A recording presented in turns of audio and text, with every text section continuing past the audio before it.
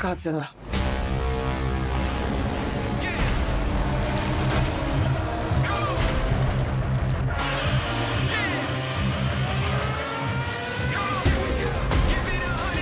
Hi. Oops, sorry. Hi. It's me, Devin.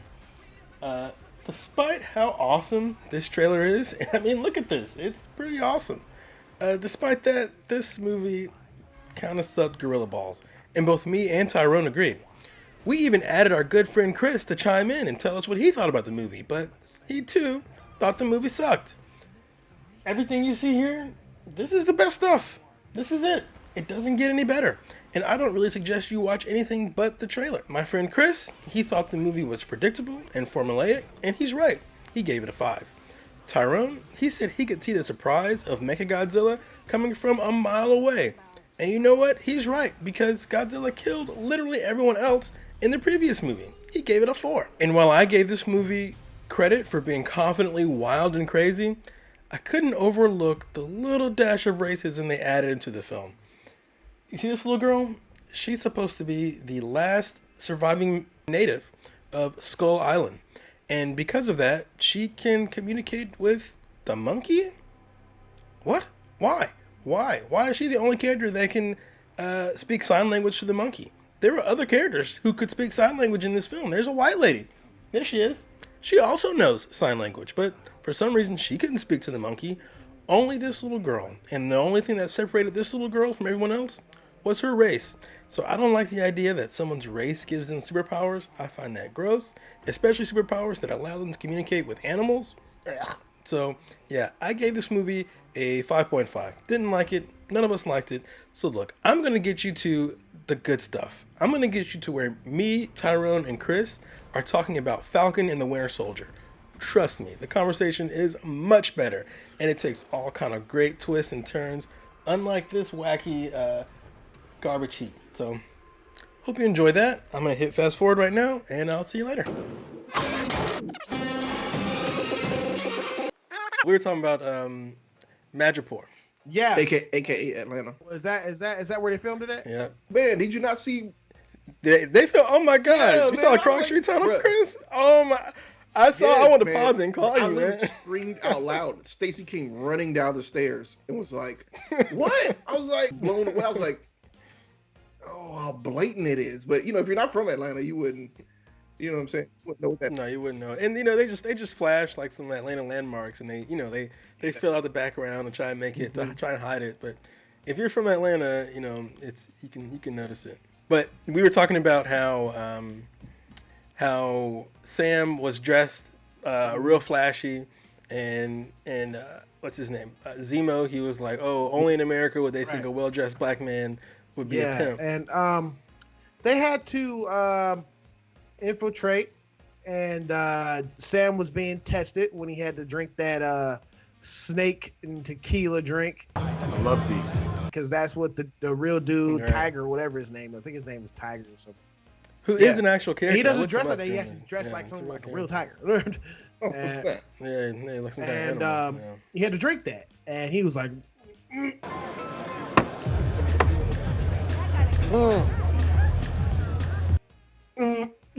it was like the heart of a snake and tequila. I was like, that's disgusting. That scene was hilarious, man. And Bucky, Yeah, that was and then funny. Bucky had to pretend like he was still under the influence of Zemo and his mind control, and But I liked how that was a lot easier for Bucky than anyone would have imagined.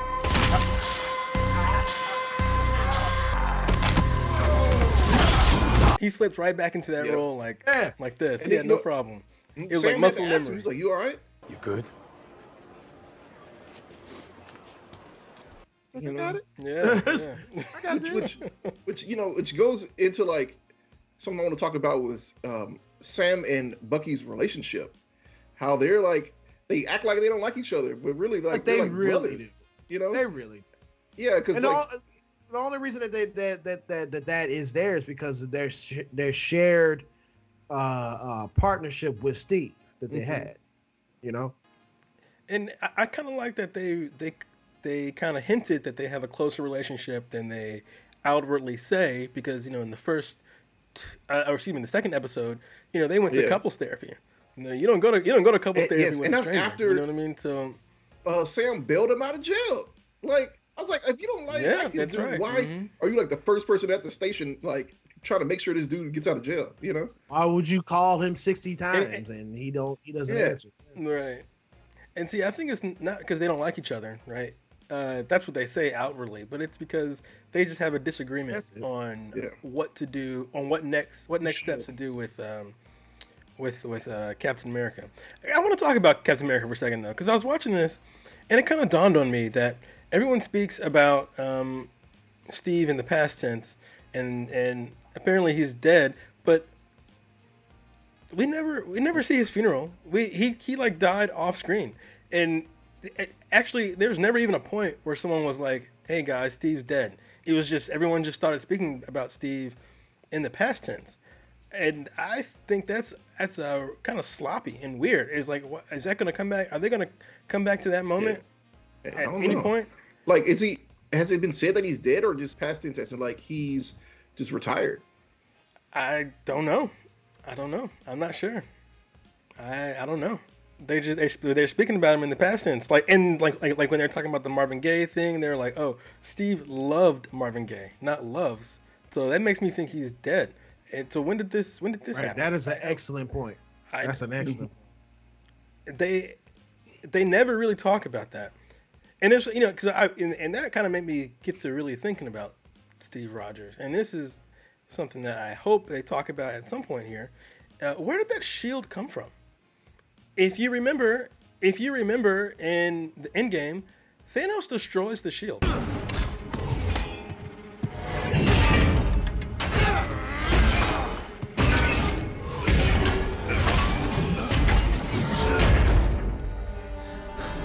And then when Cap goes back in time, he goes back without a shield, but he comes back with a shield. Where did that shield come from? They never Maybe the explain it. timeline where he stole it from himself. See, this is a problem, and this is an unusual problem that this is usually a I DC knew it. problem. I This is knew something you were DC usually saying it. I does, was waiting for him to say where DC. where you have to add in your own backstory in order to make the story fit. So it's like, is Steve dead? I guess he's dead. When did he die? I don't know. What this shield? Where did he get the shield from? When did he get it? I guess he got it somewhere on his adventures. And again, it kind of reminds me of DC, where we had to everyone was asking like, well, what's wrong with Superman? Why is he so mad? Well, maybe he's just learning. There's nothing in the story that tells you he's learning. So I thought this episode made me think about Steve in more detail than I had previously. And Well, I you think gotta- there's some holes here. You got to know that they're going to drop the ball somewhere between 23 movies and two shows. Well, I'm not even sure if they're dropping the ball. I just feel like they're not. There's a hole. There's something that's missing. I can you know how sometimes you get close to a cliff or a big drop, you can hear it. You can hear that echo, and I can hear the echo of the hole that Steve left here, and I'm like, what is this? And I am hoping they explain that, but I don't know how they can eloquently explain these things in this show. So They're just doing a don't let it know. ride. They're not going to explain it. I feel like they might let it ride for this episode, for this season, but or for They this have to explain it this series. somewhere But I in feel like some gotta explain this stuff movie or something. at some point. I think that Winter Soldier is going to take up the mantle as Captain America because I think they foreshadowed it in this episode when Bucky said that he was talking to Sam. He was like, "Yeah, I'm going to go and just snatch it from him. I'm just going to go take it from U.S. Agent." Because they're like, "Yeah, he's like, we know he's not Captain America," and he's like, and like he said it very violently. He was like, "Yo, I'm just going to go just take it from him." I mean, But see, I think but I think that scene was to show a character flaw in the Winter Soldier, that he still has that aggressive villainous streak in him. That instead of earning the shield, he's just gonna take it. It's his, it's mine, it's my best friend's. Now it's mine. I'm taking it, and no questions asked. So I think that was I think they're highlighting a character flaw. But like you said, maybe they're foreshadowing something. I don't know. Yeah. Speaking of foreshadowing, have you guys heard about all the Madripoor foreshadowing stuff? I feel Mm-mm. like I have to mention No, it, what you mean? even though I think it's stupid. So this is a deep cut that I was not super aware of, but apparently in the comic books, Wolverine used to hide out in Mm. Madripoor, and more specifically, he used to hide out in this bar called the Princess Bar, and in Madripoor, while Sam and the Winter Soldier are walking down the street, we see a sign for the Princess Bar behind Sam That's a and the deep Winter cut. Soldier. So a lot of people think, yeah, super deep. I think it's too obscure to mean anything. But a lot of people think this is like Marvel making their first steps towards the MCU, and I feel like I have to mention it simply because we thought this with WandaVision Hopefully, too. doesn't. Yeah. And so Hopefully, doesn't end in a dick joke. yeah, exactly. Hopefully, it doesn't end in a dick joke. But I don't think we should put too much like stock in that until we get more like solid information here. But I feel like because it's there and because it seems to be a big talking point online, I feel like I'd be remiss if I didn't mention it. Cool, man. That's cool. That's a cool grab right there. It's a cool grab. Well, hopefully Yeah. we'll see where that goes to with that, man. But when it goes back to the episode, they meet this lady. Sam gets a phone call, very stupid, from his sister, and it was going smooth until she started being a mom. Put them damn Cheerios down. And then hold up, Sam. I gotta go whoop some ass. she didn't say that, but she's like, Sam. Right. And then kills them both, and then they just start. She gets shot, and everything happens really, really quickly, and then they get back downstairs after. But it's all after they find out from her that she knows the doctor that the power broker is working for, and Well, see, I thought that scene was kind of clunky though, and like you said earlier, why did Sam have his cell phone in his pocket? First of all, shouldn't he know that he can be tracked by his exactly, cell phone y'all are very on the easily? run. So it seems weird that he's got his cell phone on him. And then two, what are the odds that you get a phone call and the villain's like, put it on speaker? I feel like that's a really It's really weird odd thing. request. Answer it. On speaker. Especially if you're dealing with killers and crazy people. I'd be what if he just said no and went crazy? Yeah. Like I thought that whole scene was a little clunky. Like I get the utility of the scene, and I could totally feel that tension throughout the scene where you're just hoping that he doesn't say anything wrong. But when you think back on it, you're like, that was kind of silly. I mean, you were sense. an Avenger. I would be like, no, Yeah. like you know what I'm saying, like I got Yeah, the most dangerous exactly. man next to me, like I'm good, like I'd be like, hey, Winter Soldier, yeah, hey. real, like, Yeah, take kind of this my out lightweight, real man. quick. Yeah, lightweight. They get down to the street, and then lo and behold, Sharon Carter comes out of nowhere and saves them. Zemo, Winter Soldier, and Sam.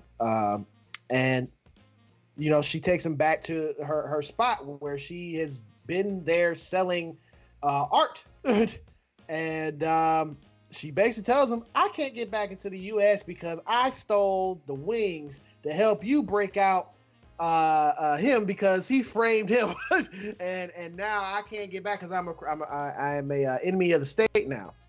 And All right, Captain America and Sam's clandestine period really left her screwed. And she's essentially trapped in Madripoor, which is really funny because we didn't even think about like the people that they left in their wake after the events of Civil War. And so she basically helps them get to this doctor, I keep saying doctor, the scientist is inside of this. What is that? One of those shipping crates, and in a secret shipping crate. And this doctor explains about the whole thing to where he got the blood from, and he's like, my serum is different. And Bucky had him at gunpoint, and he's like, my serum is different, and it is less bulky, more agile, more under the radar. And they basically got this blood serum from Isaiah. With all the stuff that Isaiah was talking about in the previous episode. I didn't put that together. Well, they said we got it from an American sample. Yeah. So obviously there are two American samples, which one would be Captain America, and I don't know where the heck they could get that from. So I guess the only logical place would be. Which I hope they do like a flashback episode or something like that. It's coming, bro. They did. I mentioned that last time, that in the last episode, that they cast a young guy, a young fit guy, and they aged him up. So that flashback is coming. It's coming soon. Yeah. There's no way they're not gonna do it. And then all of a sudden, doing his talking, I guess after they killed the leader, the leader that the lady that they previous did in the previous scenes, after she got shot, she sent out this freaking John Wick message to everyone that they're in the city and they're being hunted right now. And they all got on their phones. So all those dudes come to the stripping yard, and Sharon's like, hold on, we got a lot of guys out here. And then all of a sudden she goes straight badass John Wick on all of them. She didn't even need them. I love that stuff. I loved it. That was great. And it reminded me a lot of Captain America Winter Soldier and a lot of Civil War, where things are grounded. The fighting is more grounded. It feels scarier and more real.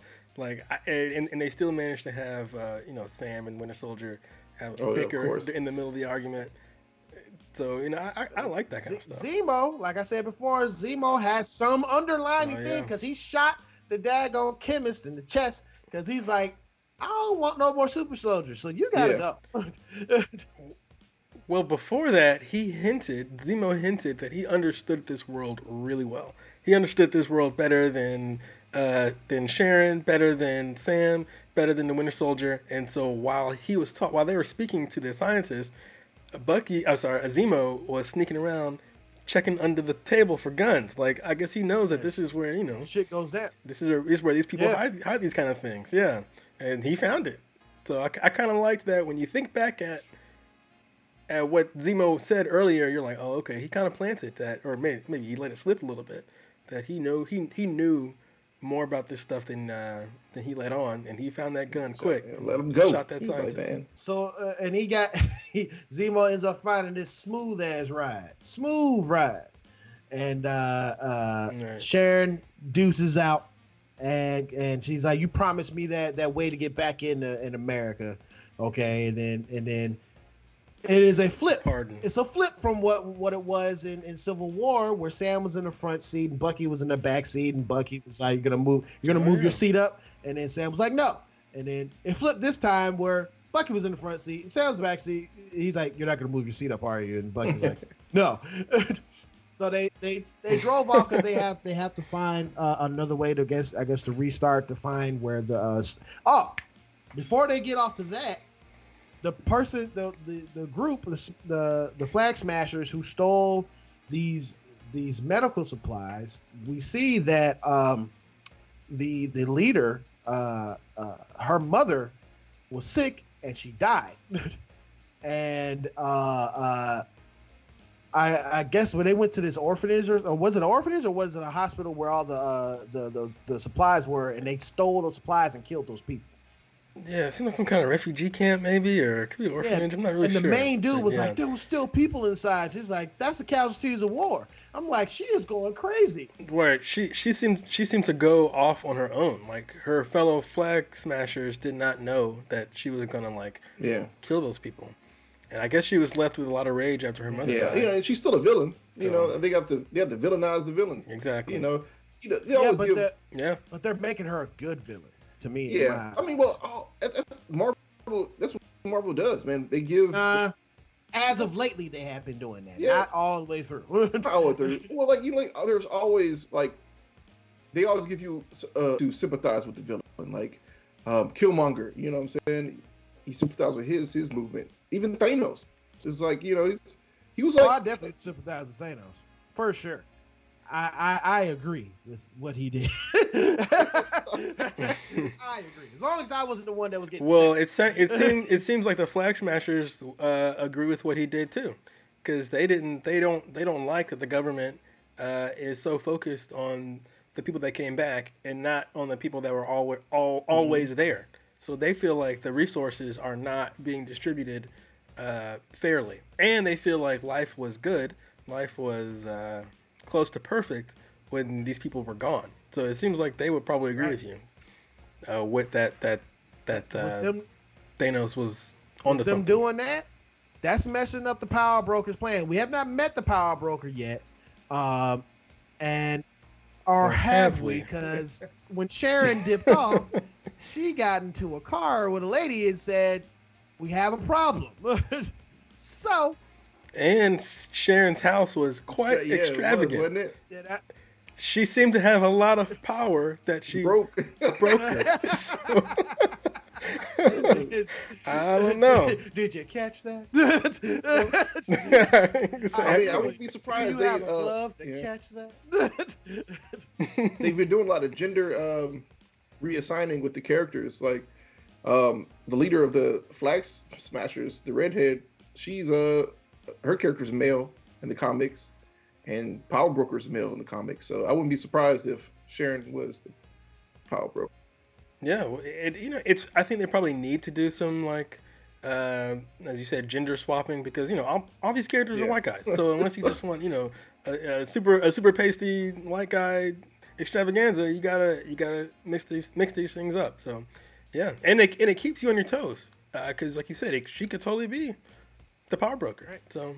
And then it cuts to at the end where Bucky, Sam, and Zemo is trying to repeat some things, and you see they're walking to this place, and Bucky's like, "I'll catch up," and he looks on the ground, he sees a little bead, he picks up the bead, he walks around a corner, he sees another bead, and then he's looking around, which kind of looks like some Jason Bourne type of stuff to me, and he hears someone behind him, and he says, "It's about time you showed up. I knew you were going to show up."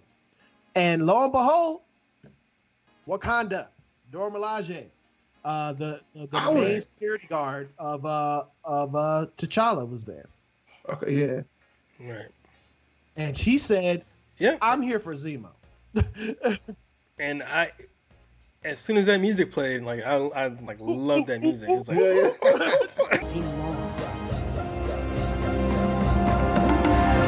So, what do you think? What do you think her beef is with Zemo? Oh, we know the beef. They killed King T'Chaka, man. Oh yeah, that's right. Yeah, that's right. In Civil War, Zemo killed King T'Chaka, and she knows that he framed him because the Winter Soldier was there in Africa because they know Zemo framed him. Right. And I know she's gonna be like, why y'all got him out of here? And if y'all got him out of here, you need to give him to us so he can face justice. Yeah, that's gonna be a big. I think that's probably gonna split Sam and that's gonna Bucky no that's gonna that's I don't think it's gonna split Sam. That's gonna split Bucky apart because Bucky was very thankful to the Wakandan people for keeping him there, getting that stuff out of his mind. So and giving him a new arm and giving him a new moniker of the White Wolf. All of that, and now he's gonna be like, I can't really give you him right now. Right now. So, and she's gonna be like, give him to me or I break your legs. But we don't know. Yeah. But it ends right there, and it just gives me all type of hopes for the next 3 episodes. Man, I really do like this show. I like this show better than WandaVision right now because it's giving me good vibes, man. Yeah, I think. Yeah, I do too. Like, my bad. No, I was gonna say like, the Captain America storyline is probably like the best storyline in Marvel to me. And all the other movies are good. Like Captain America, the Winter Soldier was good, Civil War was good. Now this, it's like. Yep, I agree. For me, I liked the mystery with WandaVision. I liked the creativity with WandaVision, but unfortunately, it turned out to be hollow. It didn't go anywhere. Like they didn't do anything with it. They just kind of like threw it in the trash at the end. This one's not really trying to do anything special. It's just trying to tell you like a fun Captain America type story, and I like that a lot. So I'm digging this quite a bit. It's a shame that this season's so short. I bet you that's a COVID thing why they had to cut it short, but. It's a shame this season is so short. We can do better. Why didn't you use the metal arm? Right-handed. It's a doozy. Speaking of a doozy, Tyrone, that clip I sent you of Superman. Why was that shit like damn near brought me to tears? I'm like, yo, I knew it's not that hard. Did I send you this clip, Chris? So it's a clip from the current Superman show. Is it called Superman and Lois or something like that? Yeah. Yeah, and it's like I guess it's how the show starts. And it starts with this montage of like Superman's life and all that stuff. Like his suit looks great. He's like a nice guy. It's like that is Superman. He saves this little boy, catches his hat, and gives the hat to the little boy. I'm like, yo, it was like bang on.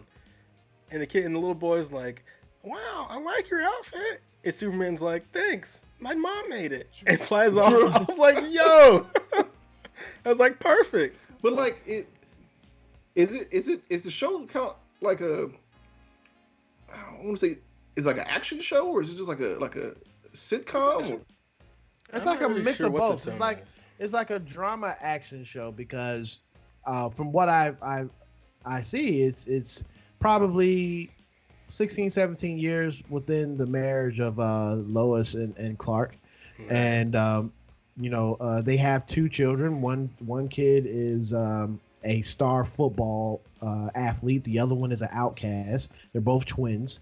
And they did not know that their father was Superman, which is stupid. So the kids have powers? Yeah, one of them does. And it seems like they do, yeah. But see, like that's like the thing where I'm not really watching the show. I don't really care about Superman's kids, all that shit. Yeah. I want to see Superman Prime. You know what I mean? I want to see Superman before he's gotten with Lois. He's fresh to Metropolis, and see him meeting Lex Luthor, and that's Superman I want. Superman Prime. I don't want Superman, middle age. I want. But speaking of Superman, Dark Knight. So Clark, like when Superman died, they had a grave for Clark, right? It was a grave for Clark. Oh, you mean Justice League? Yeah. They had a grave for Clark.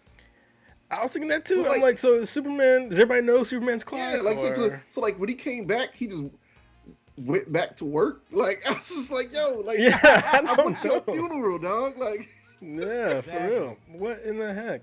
And see, I was actually thinking about that today as well. Point. I'm like, if they want to kill off Superman, a better way to do like the death of Superman is to just kill off Superman, but not kill off Clark. Just have Clark retire and live the happy life with Lois or something. That would be more interesting. Mm-hmm. But no, they just.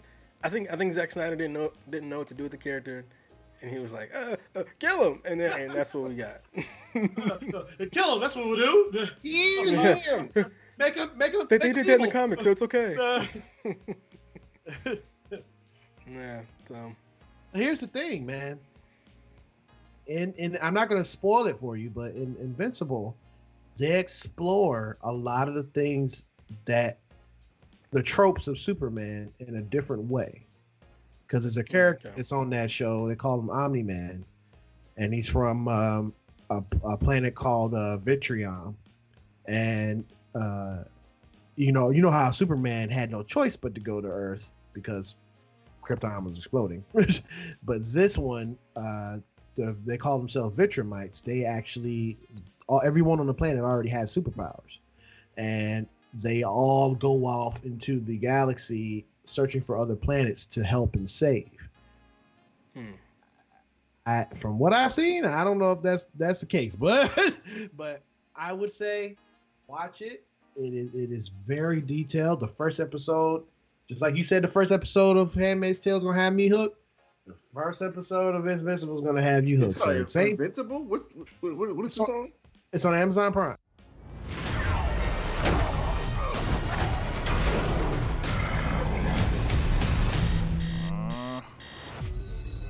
Come on. Knock it off, Todd. I think Amber's been pretty clear about how she feels. I'm nothing like my dad. I want to be just like you. Okay. It's animated. Animated. Gotcha. It's the same people, the same man who made Robert Kirkman, who made Walking Dead, and he made these comic books, and he's executive producer on this show, and so is Seth Rogen. Seth Rogen is on this show too. Okay, I'm still trying to finish Attack on Titan. I'm struggling. Yeah, I was struggling too, man. I don't know what's wrong with me. You know what it is? I feel like you gotta. This makes me sound so stupid, and I hate it when I can hear myself sounding stupid. But like, it's the subtitles, right? You gotta like really pay attention. Yeah. And they talk kind of fast, so sometimes I have to back up to like catch the subtitle. So it's I gave up you can and just started watch watching casually. the dub version. Listen, she's like, you have to watch the Japanese version. It's the most authentic one. Just get better at reading, okay? Get faster at reading. I'm like, but look, I'm American, and I need some people up here that speak American. 息子は役に立ったんですよね。何か直接の手柄はなくても息子の死は人類の反撃の糧になったんですよね。It's not even that. It's a long series, so it's hours upon hours upon hours. And so, you know, a TV show, sometimes you check your phone and you kind of come back to it. You know, if a movie, yes, you're in it, you're dialed in. 2 hours you're reading. But for a TV show, sometimes, you know, you look around, you might eat some food. Yeah. But I tried to watch Attack on Titan with a bowl of spaghetti. It's impossible, bro. I'm like, it was hard. I was struggling. I mean, I couldn't do it. I did that with saying with Narcos, man. Like Narcos is like 85% in Spanish, and I'm like, I had to rewind it so many times just because I'm like, wait, what? Like, you know what I'm saying? Like, what did he say? Like, I'm just like, because I was looking at my phone and like something happened. I was like, well, I didn't understand what they're saying. You know what I'm saying? Like, so now I gotta like, you know. Yeah, man. But Narcos, I think you should watch Narcos. Yeah, you told me about that. So you're talking about what's the show? Invincible. Yeah. Invincible is not a DC property, but his costume reminds me of a DC character. One of my favorite DC characters that I thought would actually show up like at some point, but tonally he doesn't fit with Zack Snyder's shit, so he'll never show Nightwing? up. But it's no, fuck Nightwing. It's a Booster Gold. Do you know this character? Heard of that name. Booster Gold, he's got a yellow and blue costume, kind of similar to the one from Invincible. And Booster Gold is from the future. He's a loser from the future, and he finds some like time traveling technology and travels back to our time. So his only superpower is that he knows how every fight will end. He knows. I see. He knows everybody's weaknesses. He knows everybody's secret identities. So, and essentially he has like an iPad, an iPod or an iPhone. So he just looks up. He's like, oh, this is such and such, such and such. All right, I know what to do. He's going to be here at this time. I'll just beat him up then. And so he looks like he's just the greatest superhero of all time. Everybody's like, whoa, Booster Gold's the shit. But really, he's just some loser who just has access to like an iPhone. And I think that's so funny. I think that's like the funniest thing. And because he was a loser in the future, he decides to like make money in the current time. So he sells parts of his outfit to different corporations. So his outfit looks like a NASCAR outfit. Yeah, like that Minutemen. Remember that dude from the Minutemen? Yeah, it was. That's like the Minutemen. But I think that character's so clever. I know he'll never show up because totally he doesn't. He's the Biff. If Biff was a superhero, That's rich. You're gonna make me rich? You see this book? This book tells the future. Tells the results of every major sports event till the end of the century. Football, baseball, horse races, boxing. The information in here is worth millions, and I'm giving it to you. Well, that's very nice. Yes, he's got the sports almanac. That's it. It says Michael Carter, alias Booster Gold, was born on December 29th in the year 2442. Using the technology he stole from the 25th century, Michael becomes a superhero, saving the life of the President of the United States, Ronald Reagan, on the first goes back in time. Yeah, on the first adventure. This act rewarded him with instant fame, which he which he cashed in on, becoming quite wealthy. Unfortunately, Brewster's manager stole a large amount of his money, leaving him with only a little. And dude, this dude is a fucking tool. Yeah, he's an asshole. He's so awful. So like, what happens when time catches up? Like, you know what I'm saying? He ain't gonna know what to do no more. Well, he'll be dead. Oh yeah, that's right. He still has a regular time. He's still only gonna live 100 years or whatever. So he'll be dead. It doesn't matter. So, but what's cool about the comic is like he starts off as an asshole, but as he goes on, he does slowly become a hero. He does slowly become a much more reasonable guy, and like I think that's just like so fun. And I wish they'd incorporate that character into like the DC movies. Yeah. They only want to deal with that. Seems like an arc for a television show. You know, it does. Mm-hmm. It seems like an arc for a television show. Yeah, like maybe not like the main guy, but you know what I'm saying, like a side character. Did y'all hear about Ava DuVernay and how they and James Wan, how they're not gonna make their DC movies anymore? Really? Mm-mm. Yeah. So James Wan was supposed to make some kind of spinoff for Aquaman, and Ava DuVernay, who obviously has been Oscar nominated for directing, she was gonna make The New Gods, which I was really interested in, but they canceled them. So I think DC is 100% done with the Snyderverse. They're canceling everything they got. I think they feel like they cashed in with Justice League, and they're moving on. So I mean, like you think they're gonna see what this Batman movie's gonna be about?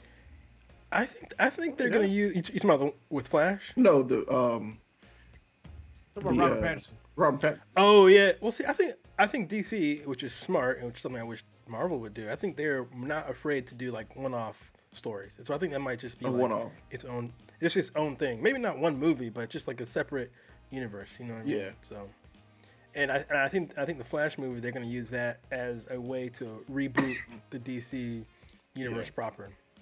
Because he could theoretically merge his world with whatever they do with Robert Pattinson's movie if it's reasonable. So since he can jump dimensions. The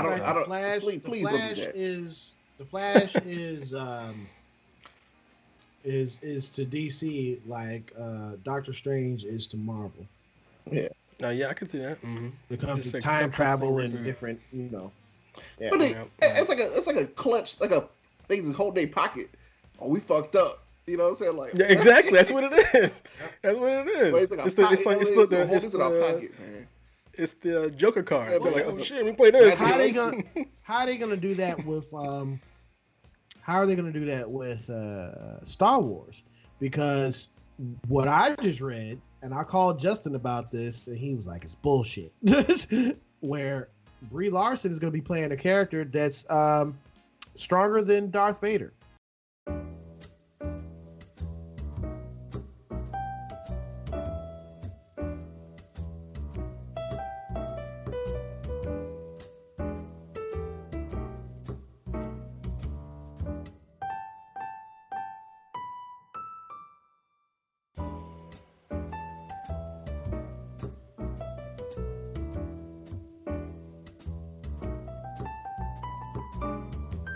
And you can be stronger than Darth Vader. Darth Vader wasn't that strong. Yeah, I guess that's the thing about Darth Vader.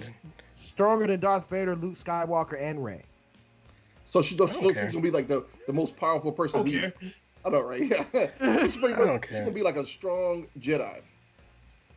Yeah. Oh, we've never seen that before. I mean, I don't care. That's fine. Be strong. Be as strong as you want. I want if they want to have a character pull like a Death Star out of the sky or whatever the fuck, you know, do it. So, if it looks cool or whatever, and it makes sense, I don't care. She's gonna have to be super old. She can't. Why? I don't know. Like that's where was she? She's been hiding this whole time. Like, well, the thing is, what they said. You know, one of my favorite reactors, Tyrone Magnus, he read about it. And he came up to the camera. He's like, "Are you fucking serious? Are you serious?" And he read it, and he. It's gonna be a story that's not connected to anything dealing with the Skywalker universe, something like that. But then he said. Look at that. Yeah, man. We just talking about that at work, man. Like, but Tyrone Magnus said this, which I kind of agree. But I know what you're gonna say, Devin. I know what you're gonna say. I'm bursting to say it right now, but go ahead. Tyrone Magnus said, "How the hell are they gonna come up with a new property involving Brie Larson? One, she's already playing what's her name, but you can still sign on to be something else. But he said, how are you gonna do that when you haven't even fixed the continuity of what you fucked up with Luke Skywalker?" Fuck Luke Skywalker. Fuck everything we know about Star Wars. I knew he was gonna say it. Star Wars feels so small. It just feels teeny tiny. And it's supposed to be about a galaxy far, far away and everyone's blood relatives. It seems so small. So I think the further they move, I don't care how you move, if it's physically to another galaxy, temporally to another time, the further they remove themselves from this ash heap of garbage they've created with Star Wars, the better. It's like, I cannot see how sticking to what we have works. This is no good. So like I said, like in this world universe you built, the Luke Skywalker saga is literally like a blink of an eye. You know? Yeah, it's like nothing. So why are we stuck here? Like I feel like Star Wars hasn't moved in 30 years. So like I am ready to go. Your boy ready to go. Let's do it. It's like you know. In all of the history of the world, we're like focused on World War II. That's all we're talking about. Oh my God, it's painful. I feel like Star Wars has just become just this like bloodletting, yo. And I mentioned that in our last video, like how Star Wars has really drifted away from like what the Force means and how now everyone's got to have special blood and like something broke in my mind when I saw the last Star Wars film. Something let go, and like I don't think I can get it back. I don't like what they've been doing with Star Wars, and if they want to branch off, do something new, some Last Jedi. You love you some Last Jedi. I enjoyed Last Jedi because Last Jedi decided to take what you knew and flip it upside down, which I like. The Rise of Skywalker did nothing. It did nothing. I came in that movie knowing the same thing I left the movie with. It did nothing. And then you try to like, and I think it's what Tyrone Magnus was talking about. You try to even break it down. It doesn't even make any sense. It's like, what do you mean she's got all the Jedi inside of her? What does that even mean?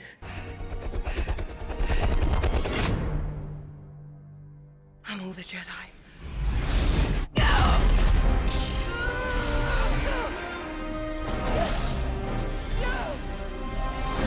Why is Sidious back anyway? And why is she related to Palpatine? Yeah, why? What the heck? What does it even matter? Like all that stuff, I just can't. I hate it so much. And it makes it. You know why I hate it? Because I spend so much time defending it. That's why. Yeah. And it makes me look like a fool. Like with the whole Superman thing. I know the comments. Yeah. I know the comments. Am I the only one? I feel like I'm crazy. I don't like that. So if they want to move away from Star Wars in any way, shape, or form, if they want to stay in the universe and just do something new, I'm down. I'm so down with it. And even with like, what's the show with the Mandalorian? Like all the stuff, Mandalorian, Mando. All the times they try to tie it back to the regular series were the worst points of that show. So what do you? Because it was clunky and it didn't make any sense at all, and you're like, what? What do you think about? Chris, did you see the Mandalorian? Okay. Yeah. So I don't want because I didn't want to spoil anything if you didn't know. Right. It's already too late. I mean, like not too late, but like it's been like months. But my bad.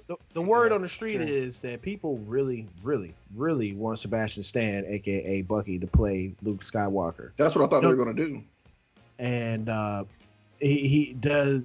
Sebastian said that the only way that he would do it if he would personally get a call from Mark Hamill and to have a conversation with him before he would do anything like that. Now, my thing is I wouldn't mind it, but in some ways I agree with Devin. Get far away from it. Back away. Back away from all this, man. There's nothing. Mm-hmm. Okay, if you want to talk about Luke and how he does physically look like Sebastian Stan, he does. Like that that would be fantastic casting. If you want to do something with Luke, go back in time or something, that'd be excellent casting. I think he's an awesome actor, but I think What more could they say? What more could you see with Luke that would just have you explode? It would just be like a bunch of like DLC missions. Yes, Chris. You hit it on the nail, boy. Yo, Star Wars really is just all DLC missions. Oh, where it's man. where it's like, do you want to know where Han Solo got his last name? Like, no. No. Well, you're in luck. It's like, wait, I said no. What's your last name? Don't have a last name. Who are you with? I'm alone. Oh. Han Solo. It's like. Oh man, I stood up and I was in Tennessee when I saw that movie. I stood up, I looked at my ex, I was like, you don't even know why I'm standing up right now, do you? She's like, no. I was like, I'm about to leave. I'm about to leave. Yo, I almost left too, man. Yo, you know what I did in that movie? I was watching the movie and I'm like, I think I'm ordering me some margaritas. Because that's what I did. I ordered me some margaritas. This movie ain't gonna make it. I'm like the only one who enjoyed that movie, but like I'm glad you liked it. I'm glad somebody liked it. I like the part where, saying like he was with the girl and like he had to leave her. I thought I was, saying like I was heartbroken on that part. I was like, damn. And she pops back up and she's like somebody now, and you know what I'm saying? And it's like, well, where do we go from here? You know what I'm saying? I like that type of like, not really irony, but and then growth, I would say. And they grew apart, like, you know what I'm saying? Like, we were cool, but we got different lives. And then I like him meeting Chewbacca. I thought that was cool. That part, like, yeah, I didn't like that. I didn't like him speaking. I didn't like that. I didn't like him speaking Chewbacca stuff at Chewbacca, because everyone else just speaks English and Chewbacca speaks that roar noise.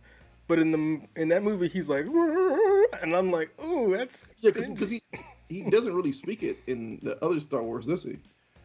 No, he speaks English to Chewbacca. They understand each other. Yeah, that's just it. I guess, yeah. I don't need that extra thing where they're like, did you know you can also speak Chewbacca? You're like, I don't care. I don't care. Here, you about to find out.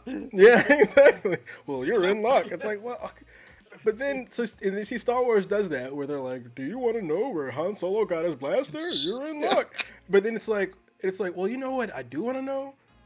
How did Luke's lightsaber come back together in between those movies? Because he definitely cut it. He got cut in half at the end of The Last Jedi, and now it's back together in this movie. How did it come back together? And Star Wars just like, what? Huh? What? Yeah, don't worry about that. That couldn't be important at all. Luke Skywalker's lightsaber? Why would that be important? I'm like, what the fuck? When I saw that the ending of Mandalorian, and I was just like, and I saw Luke Skywalker, I was like, oh, I know Devin's rolling in his bed right now. It's like, what the fuck? Yeah. Here's the thing. It was cool when I saw it, okay? I jumped up. I was like, they did it! And the reason I said they did it, because I didn't think they would give in and do what people wanted them to do. Yeah.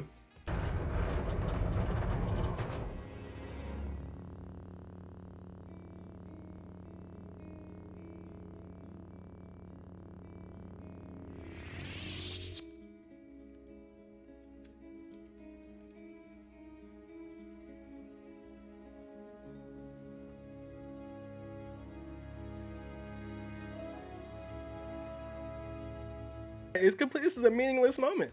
They didn't even build this up within the story. You just have to know. Like you said earlier, Tyrone, you're like, some of these things are just turned into like member berries. It's like, remember this? Yeah. Only the fans know this. But it's like most people aren't super fans like this. No. So it doesn't. Coming to America, man. What I didn't like about Mando that in the second season was like all these prominent characters who need to meet did it. Like Mandalorian is just like running into all these like important people who should have been like, like Ahsoka needs to meet Luke. Yeah, exactly. What do you call it? The bounty hunter dude. What's his name? Boba Fett. Boba Fett. Oh, Boba Fett. Just happened to just dip out when Luke show up. That's what it feels so small. The universe feels teeny tiny, but I thought it was supposed to be big. I thought it was people like a big galaxy. But like you said, people are just like bumping into each other. It's like boom. Oh my God, is that Luke Skywalker? Like, do you think Star Trek has a little bit more continuity? The and TV show expansiveness. The TV show and the movies. The movies, no. The movies have. The movies I'm are talking okay. about not the 2009 versions. I'm talking about the movies. the older versions. Yeah. You know, I'm not super. Like I've seen them, but I'm not like super familiar. But from what I understand with Star Trek, and I don't want to say anything too stupid because I'm not like I know Star Wars better than I know Star Trek, but Star Trek will abandon its characters to tell better stories. Like they will just move forward 400 years, 500 years. They'll back up 200 years, just to tell better stories. Star Wars, they can't do it. Star Wars is stuck. Their metaphorical wheel is stuck in the gutter, and they can't move forward. They can't move back. They're stuck with these characters, whether they tell good stories or not. So that's probably an advantage that Star Trek has over Star Wars. But I prefer Star Wars over Star Trek currently. Nice. So. All right, everybody, that's on the topic of the extra stuff today. On the extra, little bit of extras on the side of mostly wrong opinions. I'm Tyrone, and exactly. All right, is that my cue to stop recording? You know, since I'm here, you're gonna change it to all wrong opinions. All wrong opinions. All right. Only wrong opinions. Only wrong opinions.